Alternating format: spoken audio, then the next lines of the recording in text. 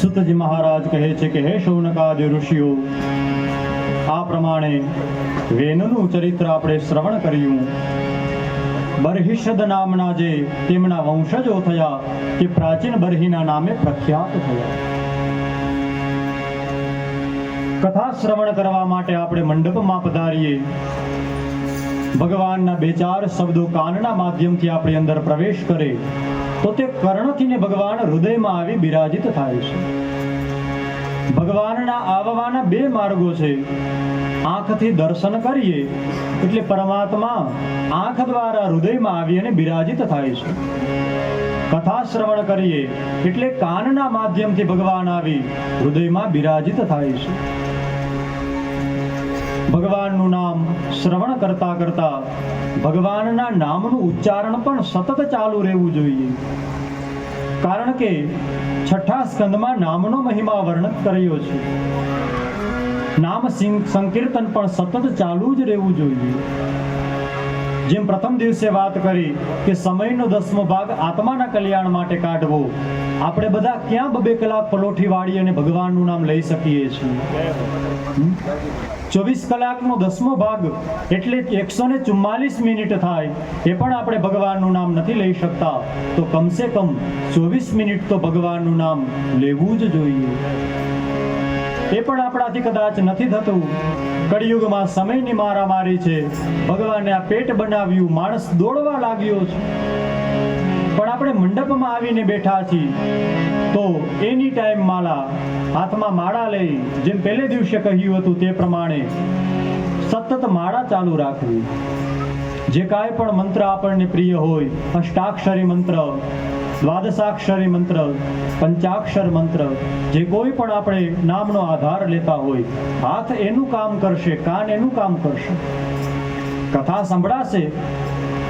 આપણે જમતા હોઈએ છીએ તો આપણે ટીવીમાં જોતા જોતા જમીએ છીએ કે નહીં?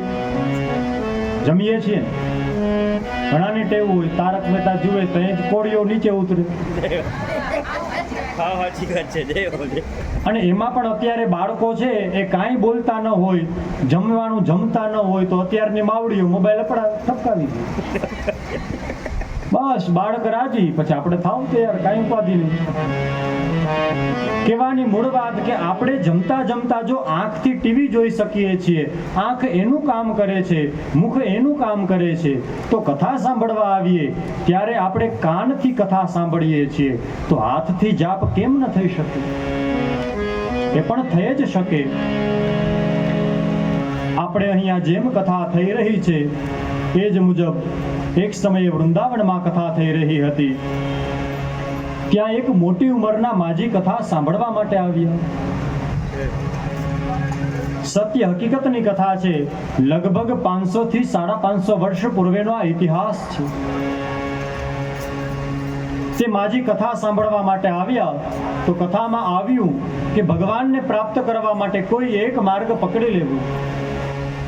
કોઈને રામ ગમે તો તે રામનો આધાર લે, કોઈને કૃષ્ણ ગમે તો તે કૃષ્ણના નામનો આધાર લે, કોઈને ભગવાન શિવ પ્રિય હોય તો તે પોતાના ઈષ્ટ શિવને બનાવે, કોઈ જગદંબાનો ભક્ત હોય તો માતાની ઉપાસના કરી અને પરમ તત્વ સુધી જાય છે.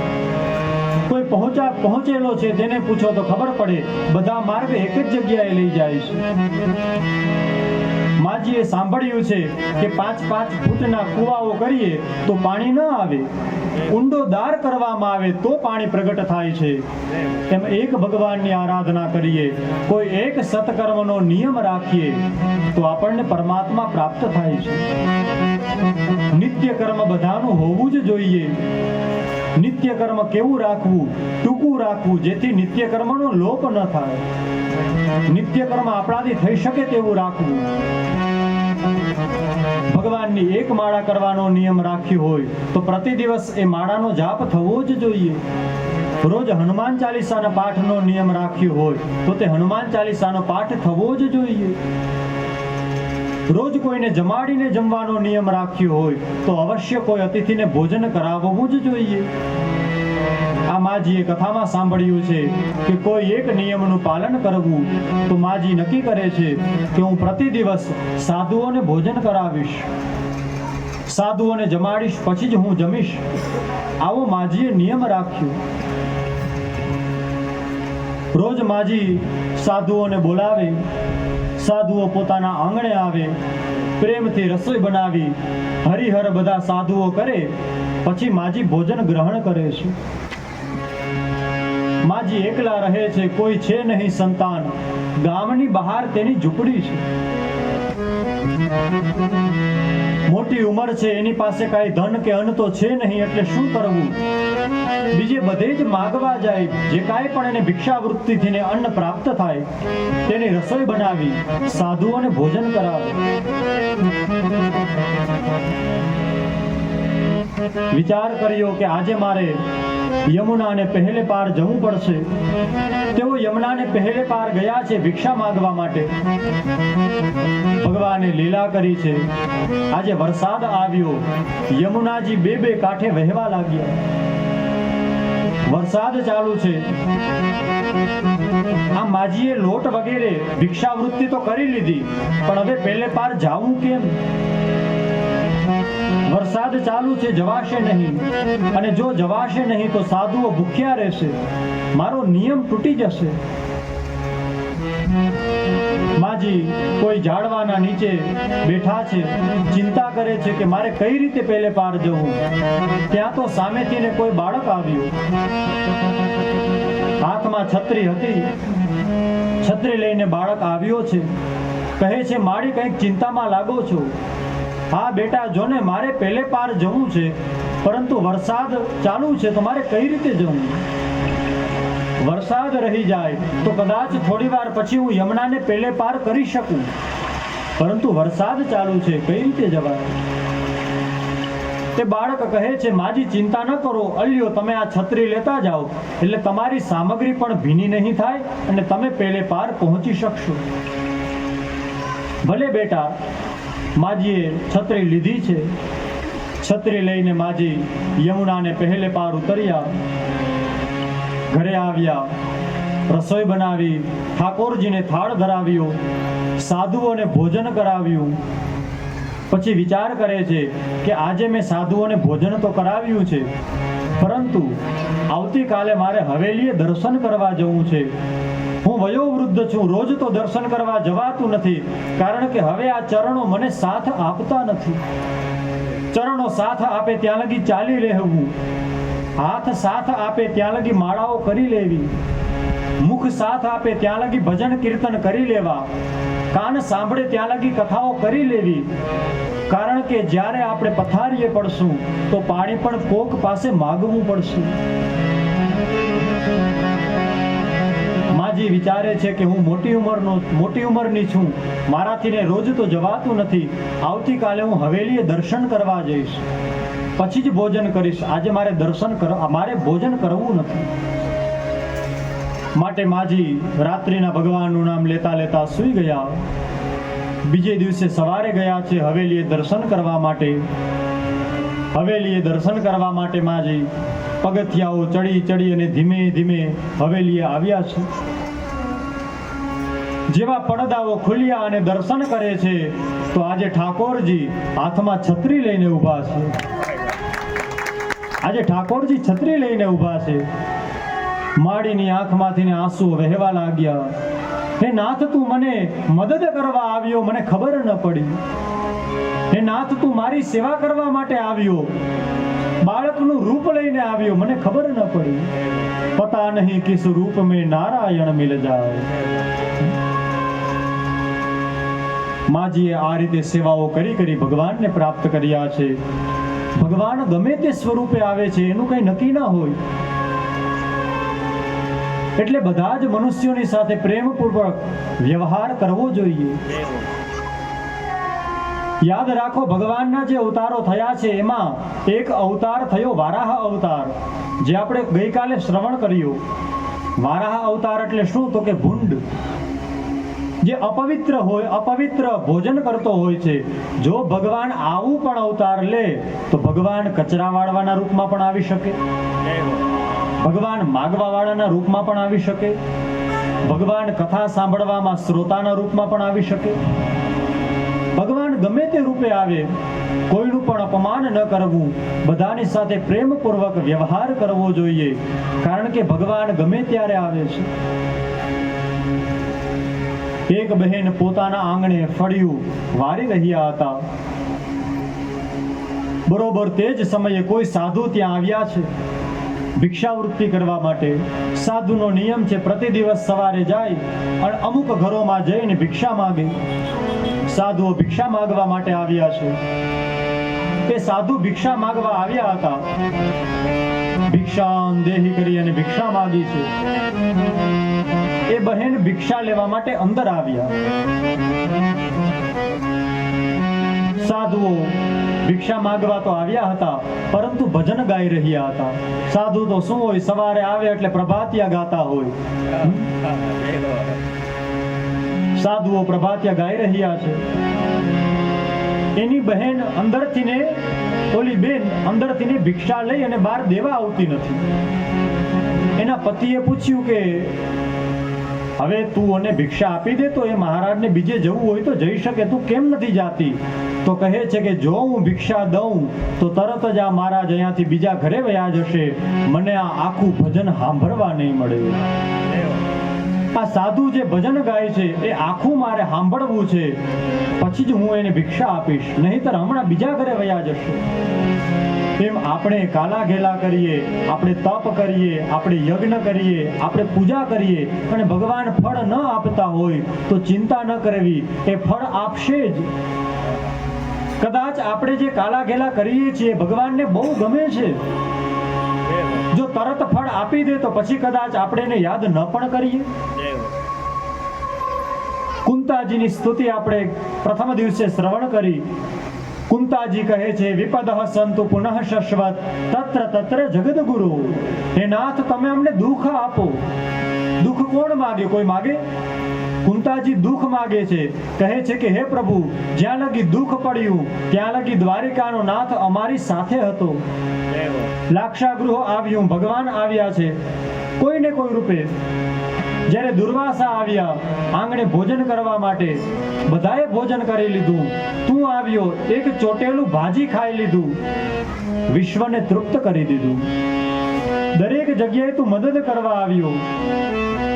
દ્રૌપદીના જ્યારે ચિરહરણ થઈ રહ્યા હતા ત્યારે ભગવાન આવી એની રક્ષા કરે છે.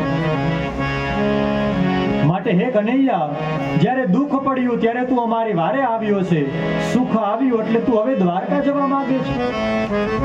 આના કરતા તો દુઃખ સારું કે જેનાથી અમે વારંવાર તને યાદ કરીએ. ભગવાન પાસે દુઃખ માંગે છે.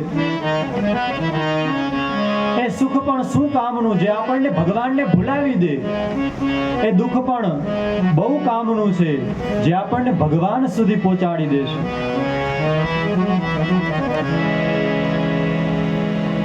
માટે ભગવાન કહે છે ધર્મના 4 ચરણ છે, સત્યમ, તપઃ, પવિત્રતા અને દાન. સત્ય યુગમાં આ 4 ચરણ ઉપર ધર્મ ઉભો હતો.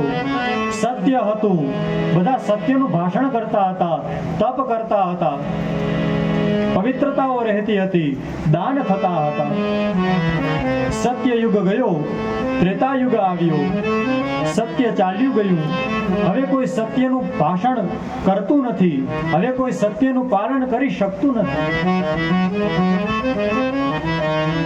તપ કરે છે, પવિત્રતાઓ જળવાય છે, દાન કરે છે, દયા થકી દાન થાય છે.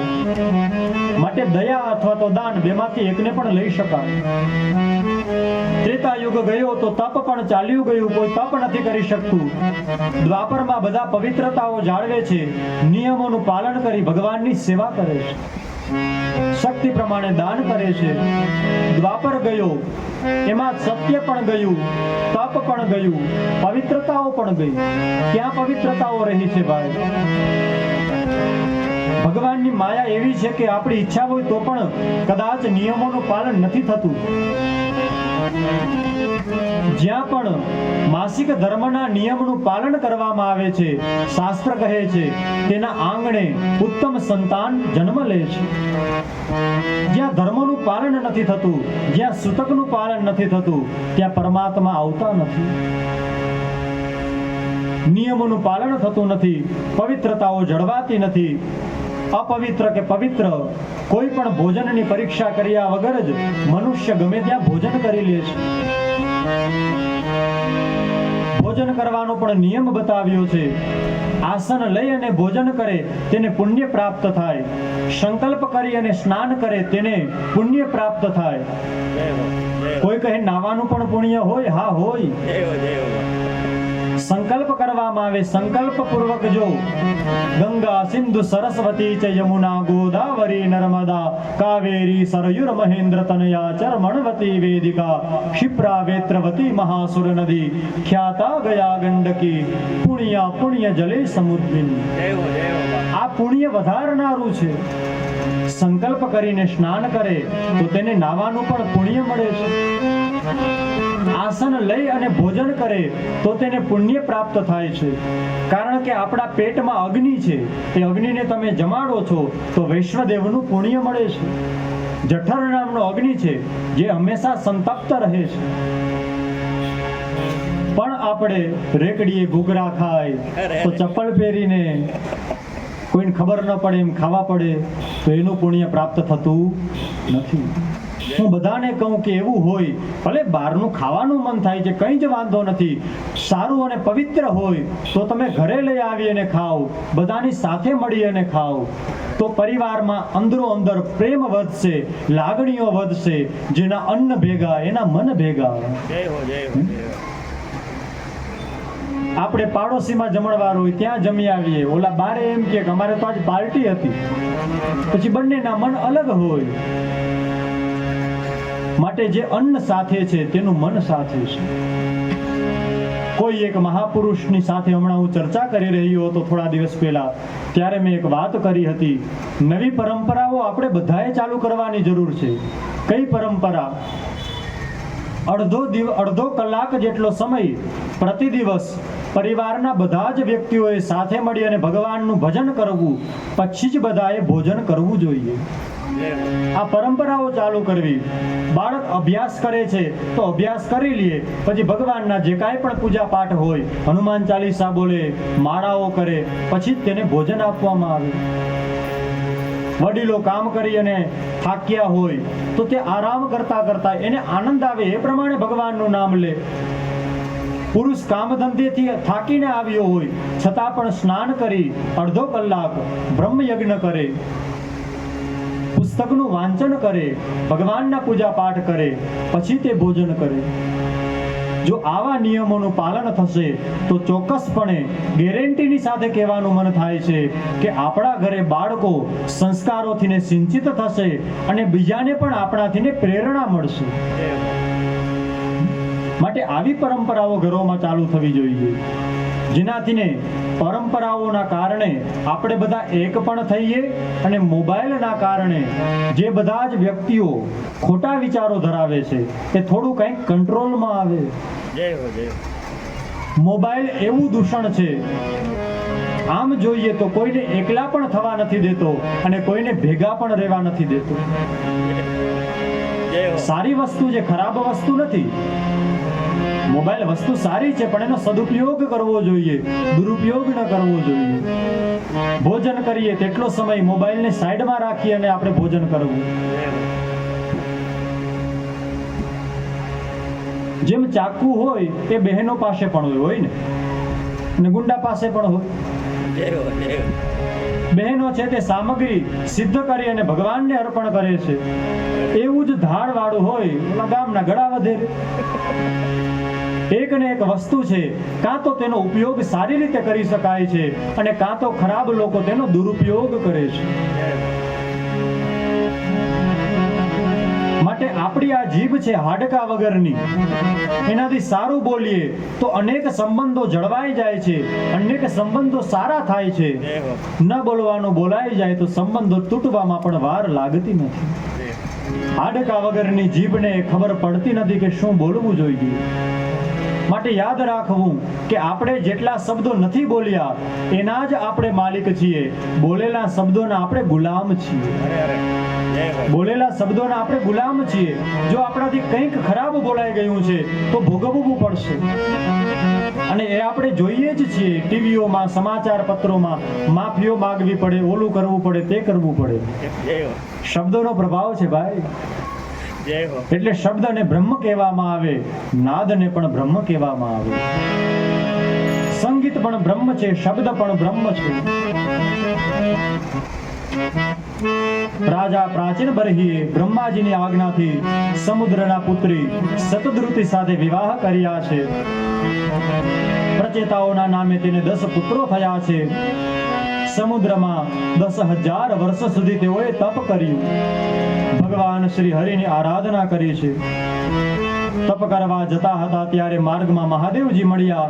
તેમને તત્વનો ઉપદેશ આપે છે. ભગવાન રુદ્ર વાસુદેવની સ્તુતિ કરે છે. પ્રચેતાઓએ ભગવાન શંકરની સ્તુતિ કરી છે. નારાયણ સરોવરના કિનારે યોગોદેશ નામના સ્તોત્રનો ઉપદેશ કર્યો છે. આ સ્તોત્રનો તેઓ પાઠ કરે છે.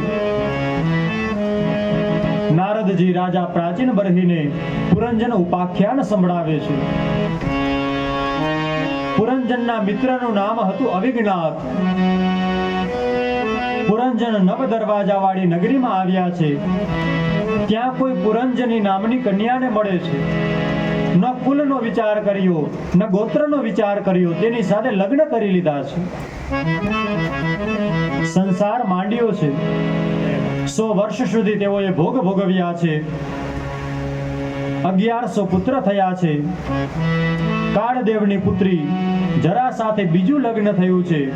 તેનાથી 110 પુત્રીઓ થઈ છે. કાળકન્યા એ વૃદ્ધા અવસ્થા છે. ભાગવતમાં આપણે જે જરાસંધની કથા સાંભળીએ છીએ એ જરા એટલે શું છે? જરા એટલે વૃદ્ધા અવસ્થા અને સંધ એટલે સાંધાઓ. જ્યારે વૃદ્ધાવસ્થા આવે એટલે સૌથી પહેલા આ નબળું પડે. જરાસંધ નબળો પડે. વૃદ્ધાવસ્થા આવે એટલે 2 પ્રકારના રોગો આવે છે.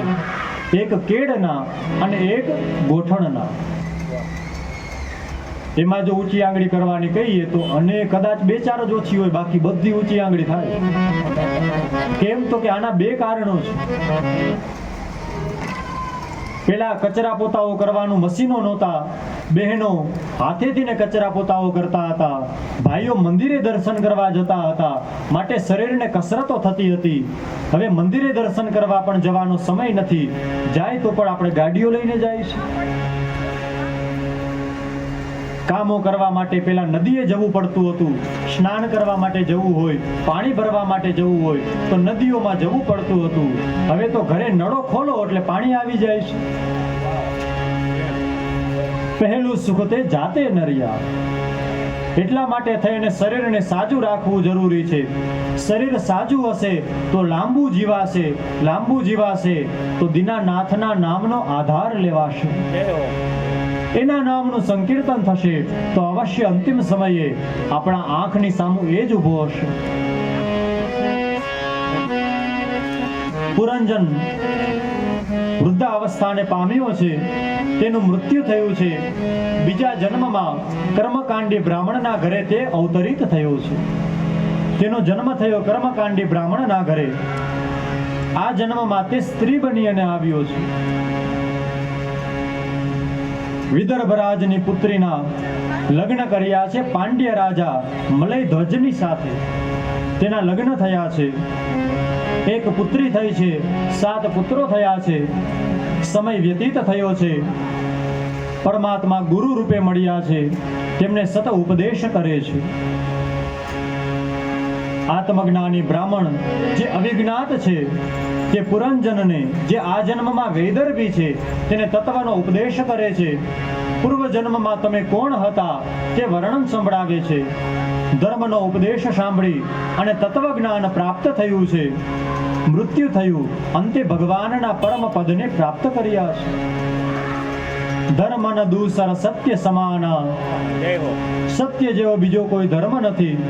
ઘણી વાર એવું થાય, આપણે ભગવાન સત્યનારાયણની કથા તો કરાવીએ પણ સત્ય કોઈ દી બોલતા ન હોય. સત્યનારાયણ ભગવાનને પ્રસન્ન કરવા હોય તો બને તેટલું સત્યનું પાલન કરો. 100% સત્ય ન બોલાય, બની શકે, પણ બને તેટલું તો સત્ય બોલો. સત્ય બોલીએ તો ભગવાન સત્યનારાયણ રાજી થાય, મર્યાદામાં રહીએ તો રામ રાજી થાય. ભગવાનની સેવા કરીએ આપણા ઈષ્ટની, એટલે આપણો ઈષ્ટ આપણા ઉપર પ્રસન્ન થાય છે. વિભિન્ન પ્રકારે દેવતાઓ આપણા ઉપર પ્રસન્ન બને છે. કારણ કે ભગવાન કહે છે, પૈસા માટે કરવામાં આવે તેને મજૂરી કહેવાય, પ્રેમથી કરવામાં આવે તેને સેવા કહેવાય. એટલા માટે કહ્યું, શાસ્ત્ર કહે તેમ કરવું જોઈએ. શાસ્ત્ર છે તે સર્વશ્રેષ્ઠ છે, બાકી શાસ્ત્રીનું કાંઈ નક્કી નહીં. કોઈને પર્સનલી હું કહેતો નથી, પણ કહેવાની વાત એવી છે, અમારા ગુરુદેવ કહે છે, કળિયુગ છે, સમય એવો છે, કાંઈ નક્કી ન હોય, ક્યારેક અહીંયા વેપારી પણ બેઠો હોય. જે ભગવાન પ્રત્યે ભાવ ધરાવે છે તેને જ વક્તાના સ્થાને બિરાજિત કરવો એ આપણી જવાબદારી છે ભાઈ. એ આપણી જવાબદારી બને છે. આપણે એવો આગ્રહ રાખતા નથી કે આપણે કથા જ સાંભળવી છે, એટલા માટે થઈ અને માત્ર રાસ રમાડે એવા કથાકારો પણ આવે છે. આમાં માત્ર કથાકારોનો જ અપરાધ છે એવું નથી, આપણો સૌથી વધારે અપરાધ છે. આપણે જ કહીએ છીએ, મેં ગઈકાલે વાત કરી હતી ને કે પરમદી વાત કરી હતી, અમે કોઈ ગામડામાં કથા કરવા માટે ગયા હતા તો 10 જ મિનિટમાં ચિઠ્ઠી આવી, શાસ્ત્રીજી રાસ તો રમાડો. એટલે મેં કીધું, ભાઈ કથા કરી છે કે રાસનો પ્રોગ્રામ છે? રાસ રમાડવો જ જોઈએ, ના જ નથી, અમે રમાડીએ જ, કોઈ દી ના ન પાડીએ. કારણ કે આ રાસેશ્વરની કથા છે, આનંદપૂર્વક રમવામાં આવે તેને જ રાસ કહેવાય. પણ યાદ રાખજો કે જે વરરાજો છે, જે મુખ્ય છે, એ કથા સાઈડમાં ન થઈ જાય. નકર થાય એવું કે કથા કરવા આવ્યા હોય પણ માત્ર સંગીત જ થતું હોય, માત્ર ત્યાં રાસ જ થતા હોય, માત્ર ત્યાં વાતો જ થતી હોય, તો કૃષ્ણ રાજી ન થાય, તો કનૈયો રાજી ન થાય. માટે આપણી જવાબદારી બને છે યોગ્ય વ્યક્તિને ત્યાં બિરાજિત કરવા જોઈએ. ભગવાન કહે છે, क्षिति जल पावक गगन समीरा पंच रचित यह अधम शरीरा. 5 ભૂતોથી બનેલું આ શરીર છે તે અધમ છે. આકાશ, વાયુ, પૃથ્વી, જળ અને તેજ, તેનાથી બનેલું જે શરીર છે તે અધમ છે. માટે દેહનું અભિમાન ક્યારેય ન કરવું જોઈએ. ભગવાન કહે છે, મને કેવો વ્યક્તિ ગમે છે? નિર્મલ મન જન સો મોહિ પાવા, સો મોહિ પાવા, મોહિ કપટ છલ છિદ્રન બાવા. નિર્મલ મન જન સો મોહિ પાવા, સો મોહિ પાવા, મોહિ કપટ છલ છિદ્રન બાવા. મોહિ કપટ છલ સો મોહિ પાવા, સો મોહિ ભાવા, મોહિ કપટ છલ છિદ્રન બાવા. માટે ભગવાન કહે છે, નિર્મલ મન જન સો મોહિ પાવા, મોહિ કપટ જલ છિદ્ર ન પાવા. જે નિર્મળ મનનો મનુષ્ય છે તે જ ભગવાનને પ્રિય છે. નવધા ભક્તિમાં પણ કહ્યું છે કે છળ કપટ વગરનો જે મનુષ્ય છે તે જ મને પ્રિય છે. પ્રથમ ભગતિ સંતન કર સંગા, દૂસરી રતિ મમ કથા પ્રસંગા, ગુરુપદ પંકજ સેવા, તીસરી ભગતિ અમાન, ચૌથી ભગતિ મમ ગુણ ગણા, કરઈ કપટ તજિગાન. મંત્ર જાપ મમ દ્રઢ વિશ્વાસા, પંચમ ભજન સુભેદ પ્રકાશા. ભગવાનના મંત્ર જાપમાં દ્રઢ શ્રદ્ધાથી જે જાપ કરે છે તે ભગવાનની 5મી ભક્તિ છે. ભગવાન કહે છે, પ્રચેતાઓના તપથી ભગવાન નારાયણ પ્રગટ થયા છે, વરદાન આપ્યું છે, નારદજી તમને ઉપદેશ કરશે. નારદજીએ ઉપદેશ કર્યો છે પ્રમલોચના નામે અપ્સરાની પુત્રી વારક્ષીની સાથે તેના લગ્ન થયા છે. 10 પ્રજેતાઓ તેને પરણ્યા છે. રાજા પ્રિયવ્રતને નારદજી ઉપદેશ આપે છે. અંતે પ્રિયવ્રત પ્રભુના પદને પ્રાપ્ત કરે છે. આટલી કથા શ્રવણ કરી વિદુરજી મૈત્રેયને પ્રણામ કરે છે. હસ્તિનાપુર જવા માટે પ્રસ્થાન કરે છે. સુખદેવજી મહારાજ કહે છે કે હે પરીક્ષિત રાજા, 5મો સ્કંદ એ ભગવાનની સ્થાન લીલા છે. ભગવાનનો જમણો સાથળ એ આ ભગવાનની સ્થાન લીલા છે. તેમાં 3 પ્રકરણો બતાવ્યા છે અને 26 અધ્યાયો આપ્યા છે. ચોથા સ્કંદમાં ઉત્તાનપાદ રાજાના વંશનું વર્ણન આપણે સાંભળ્યું છે. હવે 5મા સ્કંદમાં તેના ભાઈ રાજા પ્રિયવ્રતના વંશનું વર્ણન બતાવ્યું છે. પરીક્ષિત રાજા પ્રશ્ન કહે છે કે પ્રિયવ્રતને ગૃહસ્થાશ્રમમાં કઈ રીતે પ્રેમ થયો?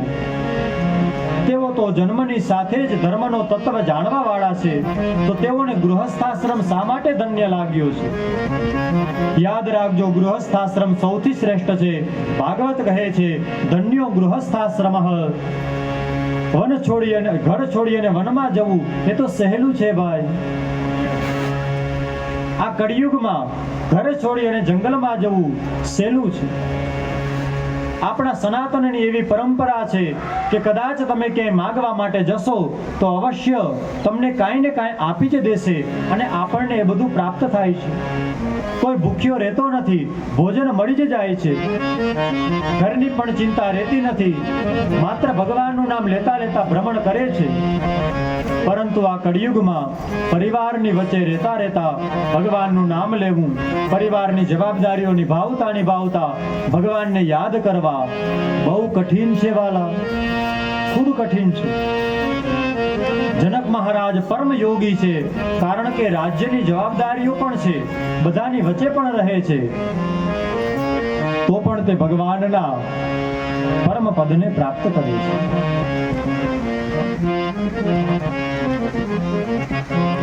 માટે ભગવાન કહે છે, ધન્ય ગૃહસ્થાશ્રમ. પ્રિયવ્રત રાજાના વંશની કથા કહેવામાં આવી. કહે છે કે પ્રિયવ્રતે રાજ્યનો અસ્વીકાર કર્યો છે. અખંડ સમાધિ લાગી ગઈ છે. બ્રહ્માજીની આજ્ઞાથી મનુ મહારાજે પ્રિયવ્રતને બધી જવાબદારીઓ સોંપી અને કહે છે કે બ્રહ્માજીની આજ્ઞા છે, તમે રાજ્યનો સ્વીકાર કરો, તમે રાજ્યનો ભાર સંભાળો. પછી તેઓ રાજ્યનો ભાર સ્વીકારે છે. વિશ્વકર્માની પુત્રી બરહિસ્મતી સાથે તેના લગ્ન થાય છે. 10 પુત્રો થયા છે. નાની દીકરી ઉર્જસ્વતી નામની એક કન્યા થઈ છે. પુત્રોના નામો બતાવ્યા છે: આગ્નિદ્ર, ઇદમજિહ્વ, યજ્ઞબાહુ, મહાવીર, ધૃતપૃષ્ઠ, હિરણ્યરેતા, સવન. આવા 10 દીકરાઓ થયા છે. પ્રિયવ્રતને બીજી પણ મહારાણી હતી. તેની પત્નીથીને તેને ઉત્તમ, તામસ અને રૈવત નામના 3 પુત્રો થયા છે. રાજા પ્રિયવ્રતે 11 અર્બુદ અથવા ગુજરાતીમાં કહીએ તો 110 કરોડ વર્ષ સુધી પૃથ્વીનું શાસન કર્યું છે. 110 કરોડ વર્ષ સુધી. રાત્રિને પણ દિવસ બનાવી દઈશ, આવો સંકલ્પ કરી તેઓ ભગવાન સૂર્યની પાછળ ગયા હતા. તેના રથથીને જે 7 ચીલાઓ પડ્યા એ 7 સમુદ્ર થયા છે. ભગવાન સૂર્યનારાયણની પ્રદક્ષિણાઓ કરી છે. પુત્રી ઉર્જસ્વતીના લગ્ન શુક્રાચાર્ય સાથે કર્યા છે. દ્વીપોના વિભાગ પાડ્યા છે. પ્રિયવ્રત ગુરુ નારદજીના શરણે ગયા છે. અંતે મોક્ષ પદને તેઓ પ્રાપ્ત કરે છે. તેના વંશમાં આગળ આગ્નિદ્ર નામના રાજા થયા. જંબુદ્વીપનું પ્રજાની સાથે પાલન કરે છે. પત્ની માટે તેઓ બ્રહ્માજીનું તપ કરે છે. ભગવાન બ્રહ્માજી તેના ઉપર પ્રસન્ન થયા છે. તેના સભાની એક ગાયિકા હતી. જેનું નામ હતું પૂર્વચિત્તી, તે તેને પોતાની પત્ની તરીકે પ્રાપ્ત કરાવે છે. અપ્સરાનો સ્વીકાર કરી ઘણા હજાર વર્ષ સુધી પૃથ્વી અને સ્વર્ગના સુખનો ઉપભોગ કર્યો છે. પ્રતિવર્ષ એક કરી અને 9 દીકરાઓ થયા છે. નાભી, કિમપુરુષ, હરિવર્ષ, ઇલાવ્રત, રમ્યક, હિરણ્યમય, કુરુ વગેરે 10 દીકરાઓ પ્રાપ્ત થયા છે. પછી પૂર્વચિત્તી નામની અપ્સરા બ્રહ્માજીને ત્યાં ચાલી ગઈ. આગ્નિદ્રએ જંબુદ્વીપના 9 ખંડ કર્યા છે. પ્રત્યેક દીકરાઓને એક ખંડ આપી દીધો છે. પિતાના મૃત્યુ પછી નાભી વગેરે ભાઈઓએ મેરુની 9 કન્યાઓ સાથે લગ્ન કર્યા છે. રાજા નાભીના ચરિત્રનું વર્ણન કરવામાં આવ્યું. નાભી નિસંતાન હતા. પત્ની મેરુદેવીની સાથે યજ્ઞ પુરુષનું યજન કરે છે. હૃદયાકર્ષક મૂર્તિમાન ભગવાન પ્રગટ થયા છે. નાભીના જે પુત્ર થયા તેનું નામ થયું છે ઋષભદેવ. ઋષભદેવ નામના ભગવાન ત્યાં પ્રગટ થયા છે. આ ઋષભદેવ જ્યાં લગી હતા ત્યાં લગી આપણા ભારતનું નામ હતું અજનાબ ખંડ. શું નામ હતું? અજનાબ ખંડ. તેના વંશમાં ભરત નામના રાજા થયા. પછી નામ પડ્યું ભારત. આપણા સનાતન ધર્મમાં 3 ભરત થઈ ગયા. એમાંના આ ભરત થયા પછી આપણા દેશનું નામ રાખવામાં આવ્યું ભારત. ભારત નામ ગર્વ કરવા જેવું છે. ઇન્ડિયા નામ છે તે ગર્વ કરવા જેવું નથી. ઇંગ્લિશની ભાષામાં તમને સમજાવું. આપણા દેશની વાત છે એટલા માટે આ તમને વાત જણાવું છું. કોઈ આડાહવડી ચર્ચા નથી. ઇન્ડિયા નામ વિદેશની પ્રજાએ આપણને આપ્યું છે. ઇંગ્લિશમાં ઇન્ડુસને પછાત કહેવામાં આવે. ઇન્ડુસ એટલે કે પછાત. જ્યાં પછાત વર્ગો રહે છે તેને ઇન્ડિયા કહેવાય. એટલા માટે તે લોકોએ ઇન્ડિયા નામ આપ્યું છે. સિંધ પ્રદેશ છે એ સિંધ પ્રદેશમાં જે લોકો રહે તેને સિંધ કહેવાય. પણ સિંધ બોલતા નહોતું આવડતું એટલે એ લોકો સિંધુ કરી નાખ્યું. સિંધ પ્રદેશની જગ્યાએ સિંધુ કરી નાખ્યું. એના જે આગળના બીજા લોકો આવ્યા આપણે ત્યાં શાસન કરવા માટે, તે લોકોએ સિંધુ બોલતા નહોતું આવડતું એટલે હિન્દુ કરી નાખ્યું. લગભગ 3500 વર્ષ પહેલા જે લોકો આવ્યા આપણા ભારતમાં શાસન કરવા માટે તે લોકોએ હિન્દુ નામ આપેલું છે. બાકી આપણા ધર્મનું સાચું નામ સનાતન ધર્મ છે. સાચું નામ સનાતન ધર્મ છે. તે લોકોએ આને ઇન્ડિયા નામ આપ્યું છે એટલે તે ગર્વ કરવા જેવું નથી.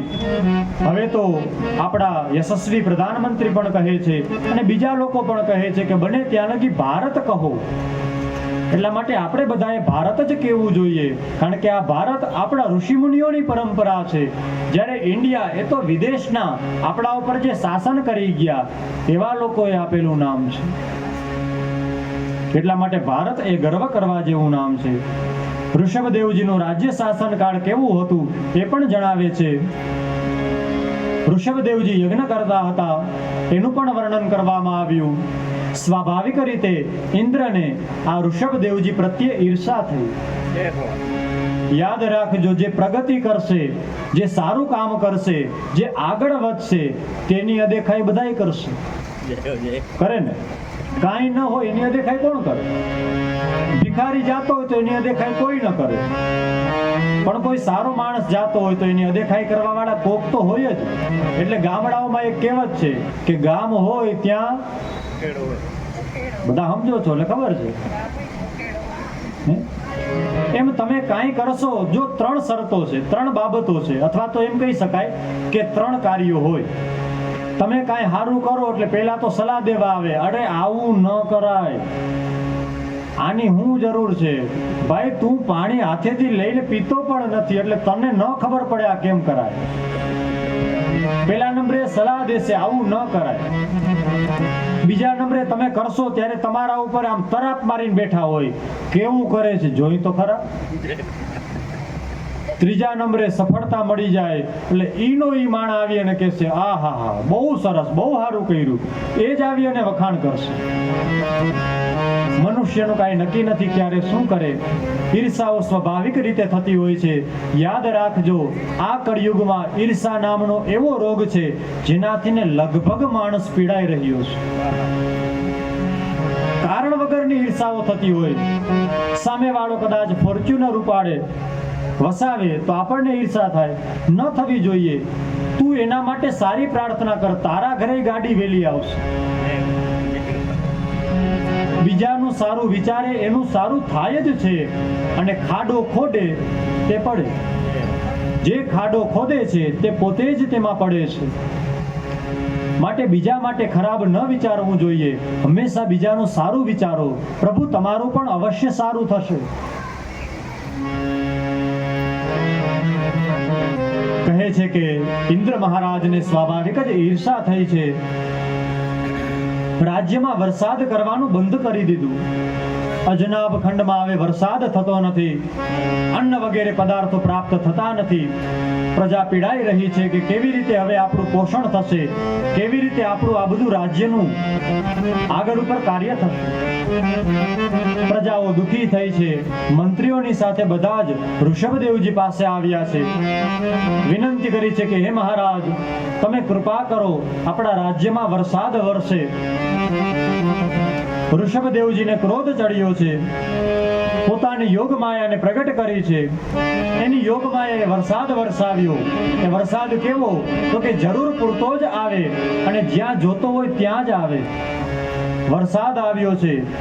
જમીન હવે ફળ આપવા લાગી છે. અનાજ મળ્યું છે. ધાન્ય પ્રાપ્ત થાય છે. એક દાણા વાવો એટલે 10 દાણા ઉગે છે. આ વાત યાદ કરી એટલે મને એક ક્રાંતિકારીની પણ વાત યાદ આવી. જય હો, જય હો. આપણા જે ભગતસિંહ થઈ ગયા શહીદ, તેઓનું બાળપણ હતું. એમાં તે કહે છે, એને કોઈએ કહ્યું કે બેટા આ બંદૂક છે, આને બંદૂક કહેવાય. આ બંદૂકથી ને બીજા જે અધર્મીઓ હોય એને આપણે મારી શકાય. એટલે એ બાળક નાનકડો હતો, તેને ખબર નહોતી કાંઈ, પણ એટલી ખબર હતી કે જમીનમાં કાંઈ વાવો તો તે હજારો ગણું થઈ અને મળે.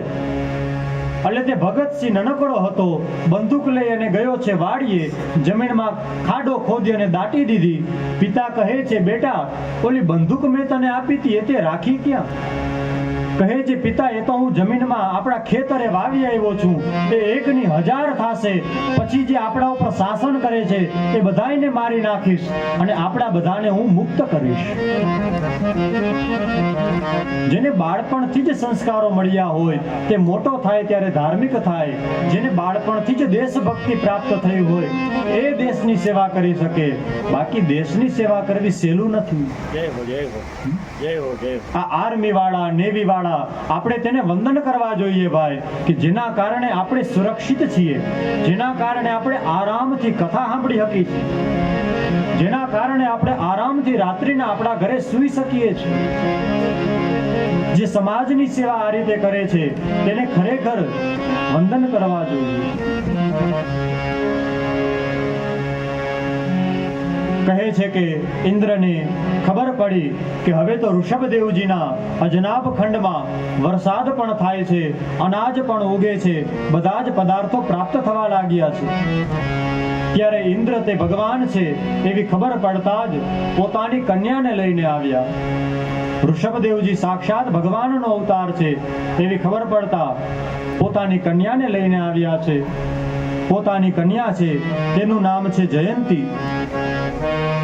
ઇન્દ્રની પુત્રી સાથે તેના લગ્ન થયા છે. ઇન્દ્રએ પોતાની પુત્રીના લગ્ન કરાવ્યા છે.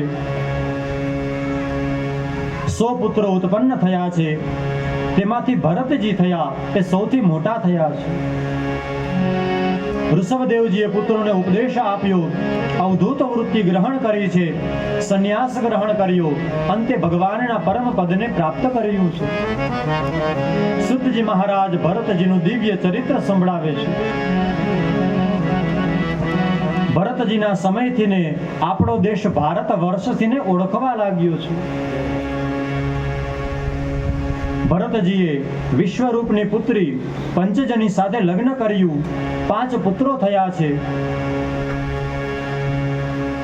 કહે છે કે 1 કરોડ વર્ષ સુધી રાજ્ય ભોગવ્યું છે, સંપત્તિને વહેંચી નાખી છે. પછી તેઓ સંન્યાસ ગ્રહણ કરી હરિહર ક્ષેત્રમાં આવી અને પોતાનું વાનપ્રસ્થનું કાર્ય સ્વીકારે છે. વાનપ્રસ્થ કર્યું, પછી સંન્યાસ ગ્રહણ કર્યું છે. એક સમયે તેઓ એકાંતમાં ભગવાનની ભક્તિ કરી રહ્યા હતા. સ્નાન કરવાનો સમય થયો છે. સ્નાન કરવા માટે નદી કિનારે ગયા છે. જુએ છે કે એક તરસી હરણી પાણી પીવા માટે આવી છે. હરણીની વાત આવી તો યાદ આવ્યું, હરણનું મૃત્યુ સંગીતના કારણે થાય છે. જય હો જય હો. હરણ સંગીત સાંભળવા જાય, શિકારી તેને મારી નાખે છે અથવા તો પારધી તેને બાણ વડે મારે છે. હરણનું મૃત્યુ સંગીતના કારણે થાય છે, પણ અહીંયા સંગીતના કારણે આપણને જીવન જીવતા આવડી જાય છે, કારણ કે આ સંગીત ભગવાન માટે છે. તે હરણી પાણી પીવા માટે આવી છે, તરસી હતી. જુએ છે કે હરણી ગભરાયેલી છે, પાછળ સિંહની ગર્જના થઈ રહી છે.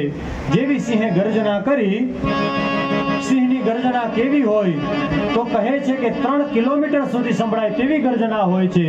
સિંહે જેવી ગર્જના કરી, આ હરણીના પેટમાંથી ને ગર્ભ પડી ગયો અને હરણીનું મૃત્યુ થયું છે. હરણીના પેટમાંથી ને ગર્ભ પડી ગયો છે. નાનકડું બચ્ચું હતું, એને લઈ અને ભરતજી પોતાના આશ્રમમાં આવ્યા છે. હવે જેમ પોતે સંધ્યા વંદન કરે, ભગવાનની સેવા કરે, ભગવાનના નામનો જાપ કરે, ભગવાનને યજ્ઞકુંડમાં આહુતિઓ આપે, એ જ પ્રમાણે હરણી તરફ પણ ધ્યાન આપે. મારું હરણનું નાનકડું બચ્ચું છે તે ભૂખ્યું તો નથી ને? જેવી સંધ્યા થાય તરત જ હરણીના બચ્ચા તરફ ધ્યાન જાય, તેને પાણી પીવડાવે, તેને ભોજન કરાવે. ધીમે ધીમે કરતા કરતા ભગવાનની ભક્તિ વધારે હતી, હરણી ઉપર ધ્યાન ઓછું હતું, પણ ધીમે ધીમે કરતા કરતા ભક્તિ ઓછી થવા લાગી. હરણીમાં પશુમાં મમત્વ વધારે ને વધારે થતું ગયું. એક સમય એવો આવ્યો, ભોજન કરવા બેસે તો યાદ આવે કે મારા હરણના બચ્ચાએ જમ્યું કે નહીં. સ્નાન કરવા જાય તો વિચાર આવે કે નાનકડું બચ્ચું અહીંયા જ છે ને, બીજે તો ક્યાંય નથી ગયું. ભરતજી મહારાજનો અંતિમ સમય નજીક આવ્યો છે. આજે આ હરણનું બચ્ચું ક્યાંક બીજે જઈ ચડ્યું છે, ઘરે હજી આવ્યું નથી. મારું નાનકડું અમથું હરણીનું બચ્ચું હજી કેમ નથી આવ્યું? ક્યાં હશે? કદાચ કોઈ સિંહે એને મારી નાખ્યું હશે, કદાચ તે બીજા જંગલમાં જઈ ચડ્યું હશે. હરણીના વિચાર કરતા કરતા તેનું મરણ થયું છે. બીજા જન્મમાં તેને હરણનો અવતાર લેવો પડ્યો. મૃત્યુ થયું, હરણનો જન્મ લીધો છે. યાદ રાખજો, અંતિમ સમયે આપણે જેને પણ યાદ કરીએ, જેવું પણ આપણે બોલતા હોય, જેવું પણ આપણે કરતા હોય, તેવો જ જન્મ બીજો આપણને પ્રાપ્ત થાય છે. હરણનો જન્મ પ્રાપ્ત થયો છે, પણ આ તો પ્રકાંડ વિદ્વાન રાજર્ષિ હતા. રાજા હતા એટલે ને રાજર્ષિ કહેવાય. બ્રાહ્મણ હોય તો તેને મહર્ષિ કહેવાય, દેવતા હોય તો તેને દેવર્ષિ કહેવાય. હરણનો જન્મ પ્રાપ્ત થયો છે, પણ બધું જ્ઞાન યાદ છે, પૂર્વ જન્મની સ્મૃતિ યાદ છે. જળની જેમ રહે છે, ભગવાનનું ભક્તિ કરે છે. હરણ હોવા છતાં પણ ભગવાનની ભક્તિ કરે છે. અંતે તેનો એ અવતાર પણ ગયો છે. ભવાટ વિના ફેરામાંથી પોતે મુક્ત થયા. અંતે બ્રાહ્મણના ઘરે જન્મ થયો. ત્યાં પણ તેનું નામ ભરત રાખવામાં આવ્યું. જ્ઞાન બધું છે, પણ જળની જેમ રહે છે. કેમ તો કે મને કોઈ બોલાવે નહીં, મારી પાસે કોઈ આવે નહીં, મને કોઈ વતાવે નહીં. જળની માફક રહે છે એટલે લોકો તેને જળભરત કહેવા લાગ્યા. પોતે જળની માફક રહેવા લાગ્યા. રાજાએ તેનો ત્યાગ કર્યો, સભાસદોએ પણ ત્યાગ કર્યો છે. બધાને છોડી અને તે તો જંગલમાં મસ્ત રહે છે, પોતાની મસ્તીમાં મગ્ન છે. શું પૂછો છો મન મુજને, હું શું કરું છું, મને જ્યાં ગમે ત્યાં હરું છું ફરું છું. પોતાની મસ્તીમાં લીન રહે છે. એક સમયે તેઓ એક જગ્યાએ બેઠા હતા. જંગલમાં કોઈ વૃક્ષ નીચે, વટવૃક્ષમાં આરામ કરવા માટે નીચે પોતે બેઠા હતા. તેવામાં એ જંગલમાં બાજુમાં જ એક ભીલનો સમુદાય રહેતો હતો. એ ભીલના સમુદાયનો જે અધ્યક્ષ હતો તે ભીલ રાજાએ માનતા કરી હતી કે મારા આંગણે જો પારણું બંધાશે, હું નિસંતાન છું, હું વાંજ્યો છું, જો મને સંતાન પ્રાપ્ત થશે તો હે માં હું તમને નરબલી આપીશ. હે માં હું તમને નરબલી આપીશ. શાસ્ત્રમાં ક્યાંય કહ્યું નથી કે બલિ આપવી, અને પશુની બલિ પણ કીધી નથી, તો નરબલી ક્યાંથી હોય? પણ અજ્ઞાનના કારણે, કોઈ અસમજણના કારણે તે નરબલી આપતા હશે ભીલ સમાજમાં, આદિવાસી વિસ્તારમાં, એટલા માટે તેણે આવી માનતા કરી છે. એની માનતા હવે પૂરી થઈ. એના ઘરે સંતાનનો જન્મ થયો છે. તે વિચાર કરે છે કે હવે મારે નરબલી આપવી છે. પોતાના આજુબાજુમાં રહેતા જે કોઈ પણ સૈનિકો હોય એને મોકલ્યા છે. કહે છે તમે જાવ અને હુષ્ટપુષ્ટ 32 લક્ષણોથી યુક્ત હોય એવા પુરુષને લઈ આવો, મારે તેની નરબલી આપવી છે. તે શોધવા માટે ગયા તો વટવૃક્ષની નીચે આરામ કરવા માટે એક ખાધેલો પીધેલો બહુ સારો શરીરથી મજબૂત એક પુરુષ બેઠો હતો. એ ભરત મહારાજ હતા. ભરત રાજાને લઈ આવ્યા. કહે છે ચાલો હમણાં જ તમારી બલિ આપવામાં આવશે. ભરત મહારાજ તો કાંઈ બોલતા નથી. એને તો બધામાં કૃષ્ણ જ દેખાય, જ્યાં પણ જાય કનૈયો જ દેખાય. ભરત મહારાજને લાવવામાં આવ્યા. આદિવાસીઓએ તેને સ્નાન કરાવ્યું, ગળામાં પુષ્પોની માળા પહેરાવી, બલિદાન આપવું છે, પુષ્પની માળા પહેરાવી, તિલક કર્યું છે. માતાને પ્રસન્ન કરવા માટે થઈ અને તે ભીલના આદિવાસી સૈનિકો કંઈક એની પૂજા કરી રહ્યા છે. મસ્તક રાખ્યું છે કે હમણાં જ તેનું છેદી નાખવામાં આવશે. પરંતુ આ જડ ભરતને તો કોઈ ચિંતા નથી. એને તો માતાજીની મૂર્તિમાં પણ કનૈયો દેખાય છે. આને કહેવાય કે સાચી ભક્તિ, જેને બધામાં પોતાનો ઈષ્ટદેવ દેખાય. એ તો માતાજીમાં પણ કનૈયાને જુએ છે. જેવું ભરતજીને મારવા માટે શસ્ત્ર ઉપાડવામાં આવ્યું, ત્યાં તો એ મૂર્તિ ફાડી અને માતાજી પ્રગટ થયા છે. માતાજીએ શસ્ત્ર હાથમાં ગ્રહણ કરી એ બધા જ આદિવાસીઓના મસ્તક કાપી નાખ્યા. મસ્તક કાપી એનું રુધિર પાન કરે છે. હરે સેવનાતા હરે માત દેવા, બ્રહ્મા વિષ્ણુ આદિ મહાદેવ જેવા, જપે શેષ પોતે જુઓ દેવી ન્યાળી, મહાકષ્ટ ભાંગો ભજુ માત કાળી, મહાકષ્ટ ભાંગો ભજુ માત કાળી. હતો હું સુતો પારણે પુત્ર નાનો, રડો છે કે તો રાખ તું કોણ છાનો, મને દુખી દેખી દુખી કોણ થાતું, મહાહેતવાળી દયાળી જમાતું, મહાહેતવાળી દયાળી જમાતું, મહાહેતવાળી દયાળી જમાતું. કહે છે કે એ માતા રુધિર પાન કરે છે અને મહાકાળી પોતે પ્રગટ થઈ અને ભરતજીને આશીર્વાદ આપે છે. કેમ તો કે તે સત્યના માર્ગ છે.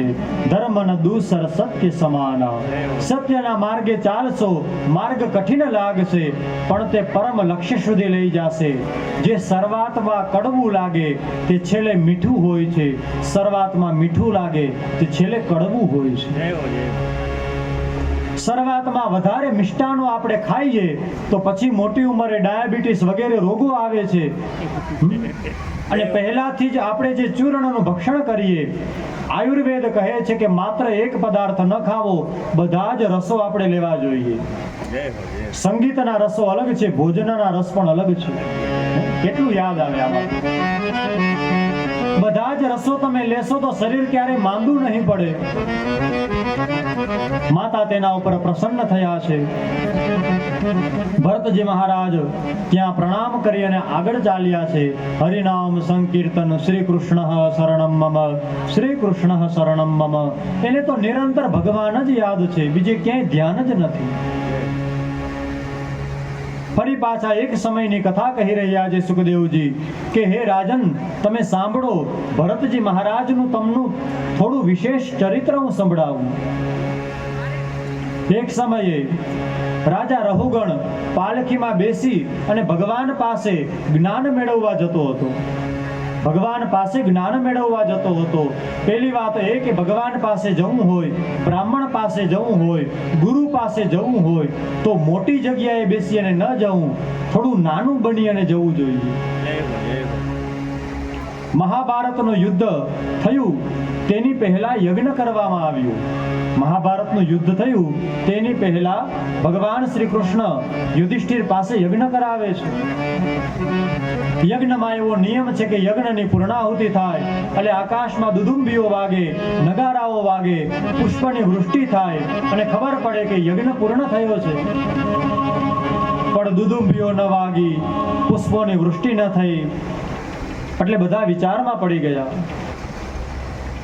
મહારાજ ધર્મરાજ પૂછે છે કે હે શ્રી કૃષ્ણ, શું અમારો યજ્ઞ પૂર્ણ નથી થયો? ત્યારે શ્રી કૃષ્ણ કહે છે, યજ્ઞનો નિયમ છે કે રાજ્યમાં જો કોઈ ભૂખ્યું હોય તો ભલે તમે આ યજ્ઞ કર્યો હોય પણ યજ્ઞ પૂર્ણ થતો નથી. તમે તપાસ કરો કે ગામમાં કોઈ ભૂખ્યું તો નથી ને? ત્યારે યુધિષ્ઠિર મહારાજ સહદેવને મોકલે છે કે તમે જઈ અને જુઓ કે કોઈ ભૂખ્યું તો નથી ને? ત્યારે તે જાય છે રથ ઉપર બેસીને. ખબર પડે છે કે ગામમાં કોઈ સાધુ છે જે ભૂખ્યો છે. ત્યારે અર્જુન કહે છે કે ચાલો હું જાઉં, તે સાધુઓને ભોજન કરાવીશ. અર્જુન રથ ઉપર બેસી અને ગયા છે. ત્યાં આવી અને મહારાજને પ્રણામ કરે છે, વિનંતી કરે છે અને કહે છે, હે મહારાજ, તમે અમારા આંગણે ભોજન કરવા માટે પધારો, કારણ કે તમે ભૂખ્યા છો એટલે અમારો યજ્ઞ પૂર્ણ નહીં થાય. જો તમે ભોજન ગ્રહણ કરશો તો અમારા યજ્ઞને પૂર્ણાહુતિ પ્રાપ્ત થશે. કહે છે કે હે રાજન, સાંભળો, હું તમારા આંગણે ભોજન કરવા તો આવું, પણ મારા ભોજન કરવાનો એક નિયમ છે. શું નિયમ છે? જે કોઈ પણ મનુષ્ય મને 500 યજ્ઞનું પુણ્ય અર્પણ કરે, હું તેના જ ઘરે ભોજન કરવા જાઉં છું. અર્જુન કહે છે, મહારાજ, અહીંયા તો એક યજ્ઞ અધૂરો છે, તમે 500 યજ્ઞની વાત કરો છો, કઈ રીતે શક્ય બને? નિરાશ થઈ અર્જુન પાછા આવ્યા છે. દ્રૌપદી કહે છે, કાંઈ વાંધો નહીં, હવે હું જઈશ. દ્રૌપદી પણ જગદંબા છે ને, તું કાળી ને કલ્યાણી રે માં, એમ આવે ને, ચોથા તે જુગમાં જાણી રે માં. દ્રૌપદી જગદંબાનું સ્વરૂપ છે. જય હો, જય હો. સમય મળશે તો કાલે આપણે શ્રવણ કરીશું. દ્રૌપદી ગયા છે. કહે છે કે રથ ઉપર બેસીને ન જવાય, સંતને મળવા જાવું છે, હાલીને જવાય. એમાં હવેના સમયમાં આપણે મહારાજને ફોન કરી ઘરે બોલાવીએ, અને એમાંય હવે તો હાવ ગયું, ધર્મ જાતો જ જાય છે. નામ જોવાનું હોય તો ફોનમાં જ કઈ, મહારાજ જોઈ દો તો કઈ રાશિ આવી છે. તમે ઘરે જાઓ, તમારા આંગણે બાળકનો જન્મ થયો છે, રાશિ જોશો, કંઈક 50-100 રૂપિયા દક્ષિણા અર્પણ કરવી જોઈએ. એમનેમ કામ ન લેવાય. જય હો, જય હો. અને એમાંય કદાચ ફોનમાં આપણે જોઈએ તો ગૂગલ પે ની વ્યવસ્થા તો છે, હા. ગૂગલ પે કરી દો. જય હો, જય હો. પણ મૂળ વાત એ છે કે ફોનમાં ન બતાવાય, તેના ઘરે જવાય. કારણ કે બ્રાહ્મણના ઘરે વેદનું ઉચ્ચારણ થાય છે, બ્રાહ્મણના ઘરે ભાગવત હોય છે, બ્રાહ્મણના ઘરે અધ્યયન થાય છે, ત્યાં યજ્ઞ થાય છે, માટે તેનું ઘર પણ તીર્થ સમાન છે. ભગવાન ભાગવતમાં કહે છે, આપણે મહાત્મ્ય શ્રવણ કર્યું, તેમાં કહે છે ભગવાન કે જેના આંગણે તુલસીનો ક્યારો હોય, જેના આંગણે ગાય બિરાજિત હોય, જેના ઘરે દેવતાઓની પૂજા થતી હોય, ત્યાં હું સદાકાળ નિવાસ કરું છું. જય હો. એ ઘર તીર્થ સમાન છે. માટે બ્રાહ્મણના ઘરે આપણે જવું જોઈએ. હા, પધરામણી કરાવીએ આપણા ઘરે આપણે તો તે સારું જ છે, એમાં કઈ ખોટું નથી, પણ વિનંતી પૂર્વક હોવું જોઈએ. ઓલું તો ઓર્ડર લાગે, મારા જ ઘરે આવજો. જય હો બાપ, જય હો. એને તો ઓર્ડર કહેવાય, વિનંતી ન કહેવાય. વિનંતી કેને કહેવાય? મહારાજ શ્રી, અમારા આંગણે આવો અવસર છે, કૃપા કરી સમય મળે તો કરુણા કરજો, પધારજો. જય હો. તો એને ટાઈમ ન હોય ને તોય ટાઈમ કાઢીને આવે કે આ લાગણીથી મને કહે છે અવશ્ય મારે જાવું જ જોઈએ. યાદ રાખજો, બોસ ન બનતા લીડર બનજો. બોસ કોઈનું ન માને, લીડર હંમેશા બધાને સાથે લઈને ચાલે. માટે બોસ બનવાનો પ્રયત્ન ન કરવું, લીડર બનવું જોઈએ. દ્રૌપદીજી ચાલી અને ગયા છે. મહારાજને પ્રણામ કર્યા, કહે છે કે હે પ્રભુ, અમારા આંગણે તમે પધારો, તમે ભૂખ્યા છો, તમે ભોજન કરશો તો અમારો યજ્ઞ પૂર્ણ થશે. કહે છે કે દેવી, હમણાં જ તમારા પતિદેવ આવ્યા હતા, મેં તેને વાત કરી હતી, હું ભોજન કરવા તો જાઉં છું, પણ ત્યાં જ જાઉં છું જે મને 500 યજ્ઞનું પુણ્ય અર્પણ કરે છે. કહે છે મહારાજ, બસ આટલી જ વાત છે, ચિંતા ન કરો, હું તમને પુણ્ય અર્પણ કરીશ. કહે છે દેવી, કઈ રીતે પુણ્ય અર્પણ કરશો? તમારો તો એક યજ્ઞ પણ હજી પૂર્ણ નથી થયો. કહે છે હે મહારાજ, તમે તો જાણો છો, ગ્રંથોમાં લખ્યું છે કે કોઈ સંતને મળવા માટે, કોઈ બ્રાહ્મણને મળવા માટે, કોઈ સાધુને મળવા માટે ભગવાનની પાસે આપણે ચાલીને જઈએ છીએ તો ડગલે ડગલે યજ્ઞનું પુણ્ય મળે છે. હું તમારી પાસે 1000 ડગલા ચાલી અને આવી છું, મારી પાસે 1000 યજ્ઞનું પુણ્ય છે, હું તમને 500 યજ્ઞનું પુણ્ય અર્પણ કરું છું, તમે મારા આંગણે પધારો. ત્યારે સંત કહે છે દેવી, મારે કોઈ યજ્ઞના પુણ્યની લાલસા નથી. સંતને તો કાંઈ ન હોય, એ તો અલખ નિરંજન કરી અને નીકળી જાય. હું તો માત્ર તમારી પરીક્ષા કરતો હતો. જેને સંતના પાસે જવામાં વિવેક નથી, જેને સંતની સાથે બોલવામાં વિનમ્રતા નથી, એનો યજ્ઞ કેમ પૂર્ણ થાય? હે દેવી, તમે તો પ્રેમથી મારી પાસે આવ્યા છો, ચાલો હું ભોજન કરવા આવું છું. એ ભોજન કરે છે, તેનો યજ્ઞ પૂર્ણ થાય છે. માટે આપણે બ્રાહ્મણના ઘરે જઈએ તો થોડી ગાડી દૂર રાખી 2 ડગલા ચાલી અને જવું. જય હો, જય હો. એટલા માટે નહીં કે ત્યાં ગાડી સમાવાની જગ્યા ન હોય, એટલા માટે કે કાંઈક પુણ્ય તો મળે. જય હો. તમારે કે મારે બ્રાહ્મણ બધા માટે વંદનીય છે. મારા ઘરે પણ કદાચ કોઈ સત્યનારાયણની કથા હોય, કદાચ મારાથી નાનકડી ઉંમરના બ્રાહ્મણ આવે પૂજા કરાવવા, તો મારા માટે પણ તે વંદનીય જ છે. કેમ? તો કે બ્રાહ્મણ હંમેશા પૂજનીય છે. ચાહે તે નાનકડો હોય, ચાહે તે મોટો હોય, ઉંમરને પ્રણામ નથી, તેના શરીરને પ્રણામ છે. સ્થાનને મહત્વ છે, જ્ઞાનને મહત્વ છે. જય હો. ભરતજી છે, એના ચરિત્રને સંભળાવવા માટે કહે છે સુખદેવજી મહારાજ, હે રાજન, એ રાજા પાલખી ઉપડાવી અને જ્ઞાન મેળવવા કપિલ ભગવાન પાસે જાય છે. રહુગણનો પાલખી ઉપાડનારો એક જે કહાર હોય એ માંદો પડ્યો. રાજા કહે છે કે કંઈ વાંધો નહીં, પાલખી ઊભી રાખો, આજુબાજુમાં જે સારો અને મજબૂત માણસ મળે એને ઉપાડી આવો, એ પાલખી ઉપાડશે, આપણે આગળ જાશું. ભલે મહારાજ. સૈનિકો ગયા છે, આગળ ચાલ્યા. ત્યાં કોઈ એક હુષ્ટપુષ્ટ માણસ દેખાણો. ભરતજીને કહે છે ચાલો તમારે પાલખી ઉપાડવાની છે. આનું તો મન હંમેશા ભગવાનમાં છે, કોઈ જ ના નહીં, કાંઈ નહીં, ચાલો આવું છું. પાલખી ઉપાડે છે, પણ તે પાલખી ઉપાડે છે તો એમાં ધ્યાન રાખે છે કે મારા પગની નીચે કીડી મરી ન જાય, મકોડો મરી ન જાય. ક્યારેક લાંબા ડગલા ભરે, ક્યારેક ટૂંકા ડગલા ભરે, ક્યારેક વધારે મોટા ડગલા ભરે. રાજા રહુગણ જુએ છે કે પાલખી આમ થાય છે, આમ થાય છે, માટે તેને ક્રોધ ચડ્યો. કહે છે કે અરે ઓ, પાલખી સરખી રીતે ચલાવો. કોણ છે કે જે સરખી રીતે નથી ચલાવતું? કહે છે કે આજે નવો કહાર આવ્યો છે, એ છે તો મજબૂત, પણ નાના મોટા ડગલા ભરે છે, કદાચ તેને પાલખી ઉપાડવાનો અભ્યાસ નથી. રહુગણ કહે છે કાંઈ વાંધો નહીં, એને તમે વધારે સલાહ આપશો એટલે એને આવડી જશે. ભાઈ તમે સરખી રીતે પાલખી ઉપાડો. ત્યારે ભરતજી મહારાજ કહે છે કે હે રાજન, હું કીડીઓ ન મરે, હું મકોડાઓ ન મરે, એનો વિચાર કરતા કરતા પાલખી ચડાવું છું. કેમ? તો કે બધાની અંદર પરમાત્મા છે, જે બધાનો વિચાર કરે છે તેને જ ભગવાન પ્રાપ્ત થાય છે. જો આટલું પણ જ્ઞાન ન હોય તો ભગવાન કેવી રીતે મળે?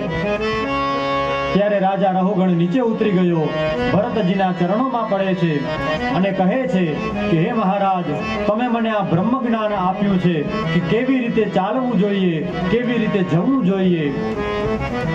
ભરતજી તેને જ્ઞાનોપદેશ કરે છે.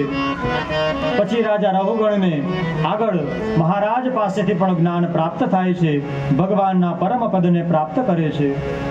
ભરતજીના વંશનું વર્ણન કરવામાં આવ્યું. ઋષભદેવજીના માર્ગે ચાલવા વાળો ભરતજીનો પુત્ર થયો છે, જેનું નામ છે સુમતિ. તેમને ત્યાં દેવતાજીત નામે પુત્ર થયો છે. તેમના વંશમાં વિરાજ નામે પુત્ર થયો, જેને પ્રસિદ્ધ શ્લોક કહેવામાં આવે છે. વિષ્ણુ ભગવાન દેવતાઓની શોભા વધારે છે, તેમ પ્રિયવ્રતના વંશને આ પ્રસિદ્ધ નામનો રાજા વધારી રહ્યો છે. તેનો યશ એટલો છે કે પૂરી દુનિયામાં બધા જ આવી અને તેને પ્રણામ કરે છે, તેને વંદન કરે છે. જય હો. આપણે માગીએ તેનાથી મળે તેને માન ન કહેવાય, આપણા લક્ષણોથી જે મળે તેને માન કહેવાય. જય હો. Respect is not commanded, is demanded. એની તો ડિમાન્ડ થવી જોઈએ. રિસ્પેક્ટની ડિમાન્ડ થાય તો તે આપમેળે મળે છે. જય હો, જય હો, જય હો. પોતાના યશથી ને પોતાના વંશને પોતે પ્રકાશિત કરે છે.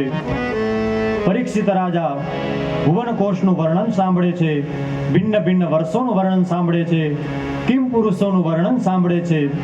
શ્રીમદ ભાગવતમાં મોટા મોટા વિદ્વાનો કહે છે, 5મા સ્કંદના આ છેલ્લા અધ્યાયો છે, એમાં વિદ્વાનોની પરીક્ષા છે. જય હો. એમાં વિદ્વાનોની પરીક્ષા છે. એ સમજવા માટે ભાગવતનો અભ્યાસ જરૂરી છે. ભગવાન સૂર્યના રથ અને તેની ગતિનું વર્ણન કર્યું છે. સૂર્યથી કેતુ સુધીના ગ્રહોનું વર્ણન કર્યું છે. સૂર્યની કેટલી ગતિએ ચંદ્ર છે, કેટલી ગતિએ મંગળ છે, તેનાથી કેટલો દૂર બુધ છે, કેટલા દૂર ગુરુ બૃહસ્પતિ છે, શુક્ર ક્યાં છે, શનિ રાહુ કેતુ ક્યાં છે, એનું વર્ણન કરવામાં આવ્યું. સંકર્ષણ નામના રુદ્રનું વર્ણન કર્યું છે. ભગવાનની સ્તુતિ કરી છે. નરકોનું વર્ણન કર્યું છે. એટલું યાદ રાખજો ભક્તજનો, બધા જ ગ્રંથોમાં નરકોનું વર્ણન આવે છે. ભાગવત હોય, અન્ય પુરાણ હોય અને ગરુડ પુરાણમાં તો વિશેષ વર્ણન છે. શા માટે? આપણે પાપ કરવાથી ને બચીએ, આપણે પાપ ન કરીએ એટલા માટે નરકોનું વર્ણન છે. મુખ્ય 21 પ્રકારની નરકો છે. આમ તો 84 લાખ નરકો આવેલી છે. અંધતા મિશ્ર, લોહિતોદ, સંપ્રતાપન, આવી 21 મુખ્ય નરકો આવેલી છે. જેવા પાપ કર્યા હોય તેવી નરકોમાં પડવું પડે છે. નરકમાંથી બહાર નીકળવું હોય તો કોઈ જામીન આપે તો નીકળી શકાય. એટલા માટે આપણે પિતૃઓ પાછળ પિંડદાન કરીએ છીએ. એટલા માટે પિતૃઓ પાછળ ભાગવત કથાઓ થાય છે. એ જામીન છે. નરકમાં પડ્યો છે, બહાર નીકળવું હોય તો પુણ્ય જોઈ. પુણ્ય કરવાની ભૂમિ આ પૃથ્વીલોક છે, ત્યાં પુણ્ય થતું નથી. એટલા માટે આપણે જે કાંઈ પણ તેની પાછળ કરીએ તે બધું તેને પ્રાપ્ત થાય છે. નરકોથી બચવા માટે પ્રયત્ન કરવો જોઈએ. કદાચ આપણાથી કોઈનું સારું ન થાય તો કાંઈ નહીં, પણ કોઈનું ખરાબ ન થાય આટલું વિચાર કરશો, આ રીતે જીવન જીવશો તો પણ વહાલા વૈષ્ણવો યાદ કરજો, સપનામાં પણ યમદૂતોના દર્શન નહીં થાય. કેમ? તો કે જેની જીભ ભગવાનના ગુણાનુવાદ ગાય છે, જેનું મસ્તક ઈશ્વર પાસે ઝૂકે છે, યમરાજા કહે છે, હે દૂતો, એને ક્યારેય મારી પાસે ન લઈ આવો, કારણ કે તેઓ તો ભગવાનના ધામના અધિકારી બની જાય છે. સુખદેવજી મહારાજ 5મા સ્કંદનું પુષ્પ ભગવાનને અર્પણ કરે છે. આપણે પણ આજે કથાને અહીંયા વિરામ આપીએ. 6થા સ્કંદથી આવતીકાલે કથા પ્રારંભ થશે. આજે કાલ કરતા થોડી કથા વહેલી આપણે વિરામ એટલે આપીએ છીએ. આજે જે કાંઈ પણ કામ હોય એ વહેલા કરી લેજો. આજે બધું જ કરી લેજો. કાલે કેટલા વાગે કાંઈ નક્કી જનરલી આપણે 8 તો વગાડીએ જ છીએ, પણ કાલે કેટલા વાગે એનું કાંઈ નક્કી નથી. કારણ કે કાલે યશોદાનું ધન, દેવકીનો પુત્ર, આપણા બધાનો ઈષ્ટ, પુષ્ટિ પુરુષોત્તમ ભગવાન કનૈયો આવવાનો છે. એટલા માટે કાલે કેટલા વાગે એ નક્કી નથી. આપણે સામાન્ય સગાની જાનમાં જઈએ છીએ, સામાન્ય સગાને ત્યાં જબલું આપવા જઈએ છીએ, તો પણ સારા વસ્ત્ર પહેરીને જઈએ છીએ. જાય ને? તો આ તો કનૈયો કાલે પ્રગટ થવાનો છે, તો કનૈયાને પ્રિય વસ્ત્રો કેવા છે? કેવા છે? પીળા છે. તો આપણે બધાએ પીળા વસ્ત્રો પહેરીને આવવાનું છે. આ કેસરી હોય કે પીળા હોય, બંને એક જ છે. માટે પીળા વસ્ત્રો, પીળા જબલા વાળો કનૈયો દેખાય છે. માટે આવતીકાલે કનૈયો પધારશે, એટલે આપણે બધાએ શક્ય હોય તો પીળા વસ્ત્રો ધારણ કરીને આવશું. અમે બધા પણ પ્રયત્ન કરશું પીળા વસ્ત્રો પહેરીને આવીએ તેવો. તમે પણ પ્રયત્ન કરજો, પીળા વસ્ત્રો ધારણ કરીએ. કારણ કે જે આવે એને જે ગમતું હોય એ આપીએ ને તો વધારે રાજી થાય. ગણેશ ચોથ હોય તો લાડવા જ કરાય, રામનવમી હોય તો પંજરી જ હોય, કનૈયો પ્રગટ થાય તો ત્યાં માખણ જ અપાય, ભાંગ ન અપાય. શિવજીને ભાંગ જ આપવામાં આવે. માટે જેને જે પ્રિય છે તે આપણે આપવું જોઈએ. કનૈયો આવવાનો છે તો આપણે બધા પીળા વસ્ત્રો પહેરીને આવીશું, તેને મનાવીશું. થોડી વાર માટે ભગવાનના નામનો આધાર લઈ કથાને વિરામ આપીએ, પછી આરતી કરીશું. પછી આપણે જે કોઈ પણ ઠાકોરજીને અર્પણ કરેલો હશે તે પ્રસાદ બધાને વિતરણ કરીશું. બધા જ ભક્તજનો પ્રસાદ લઈને જ જજો, પોથીજીના દર્શન કરીને જ જજો. પ્રદક્ષિણા કરવાની ઈચ્છા હોય તો તે પણ કરવાની છૂટ છે. માટે 2 મિનિટ માટે હરિનામ સંકીર્તન કરીએ. બોલીએ કૃષ્ણ કનૈયા લાલ કી જય, વલ્લભાધીશ કી જય, યમુને મહારાણી કી જય, સદગુરુદેવ ભગવાન કી જય. ઓમ નમઃ પાર્વતી પતયે હર હર મહાદેવ હર. દ્વારિકાનો નાથ મારો રાજા રણ છોડ છે, એને મને માયા લગાડી રે. હે દ્વારિકાનો નાથ મારો રાજા રણ છોડ છે, એને મને માયા લગાડી રે. હે દ્વારિકાનો નાથ મારો રાજા રણ છોડ છે, એને મને માયા લગાડી રે. હે દ્વારિકાનો નાથ મારો રાજા રણ છોડ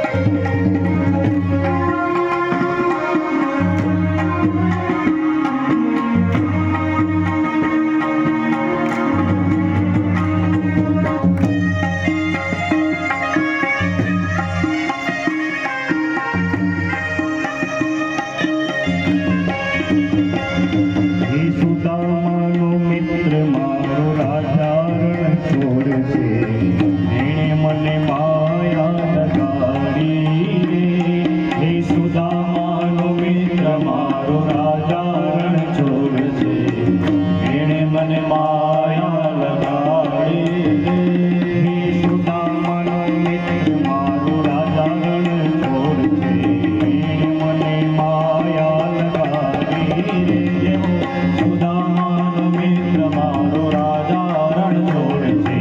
એણે મને માયા લગાડી રે. એણે મને માયા લગાડી મરવાલા. એણે મને માયા લગાડી મરવાલા. એણે મને માયા લગાડી રે. એણે મને માયા લગાડી રે. દ્વારિકાનો નાથ મારો રાજા રણ છોડશે. એણે મને માયા લગાડી રે. હે દ્વારિકાનો નાથ મારો રાજા રણ છોડશે. એણે મને માયા લગાડી રે.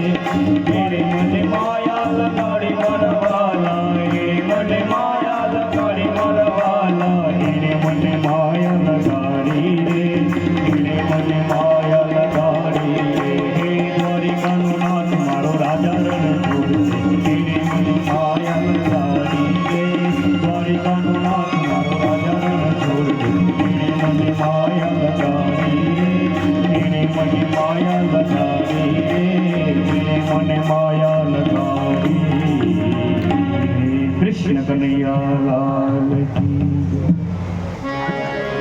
આજના યજમાન આરતી ઉતારવા માટે આવી જશે.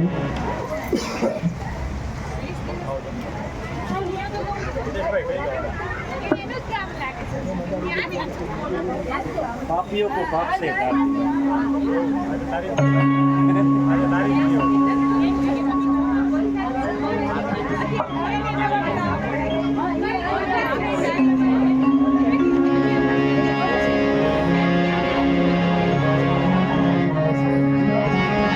भगवान की है आरती. पापियों को पाप से है तारती. श्री भागवत भगवान की है आरती. पापियों को पाप से है तारती. श्री भागवत भगवान की है आरती. पापियों को पाप से है तारती. श्री भागवत भगवान की है आरती. पापियों को पाप से है तारती. पापियों को पाप से, पापियों को पाप से, पापियों को पाप से, पापियों को पाप से, पापियों को पाप से है तारती. श्री भागवत भगवान की है आरती. पापियों को पाप से है तारती. ये अमर ग्रंथ ये मुक्ति पंथ ये पंचम वेद निराला. नव ज्योति जगाने वाला. ये अमर ग्रंथ ये मुक्ति पंथ ये पंचम वेद निराला. नव ज्योति जगाने वाला. हरि नाम यही हरि धाम यही. हरि नाम यही हरि ध्यान नहीं. जग के मंगल की आरती. पापियों को पाप से है तारती. श्री भागवत भगवान की है आरती. पापियों को पाप से है तारती. ये शांति गीत पावन पुनीत पापों को मिटाने वाला. हरि दर्श कराने वाला. ये शांति गीत पावन पुनीत पापों को मिटाने वाला. हरि दर्श कराने वाला. ये सुख करनी ये दुख हरनी. ये सुख करनी ये दुख हरनी. जग के मंगल की आरती. पापियों को पाप से है तारती. श्री भागवत भगवान की है आरती. पापियों को पाप से है तारती. ये मधुर बोल जग पंथ खोल सन्मार्ग बताने वाला. बिगड़ी को बनाने वाला. ये मधुर बोल जग पंथ खोल सन्मार्ग बताने वाला. बिगड़ी को बनाने वाला. श्री राम यही घनश्याम यही. श्री राम यही घनश्याम यही. प्रभु के महिमा की आरती. पापियों को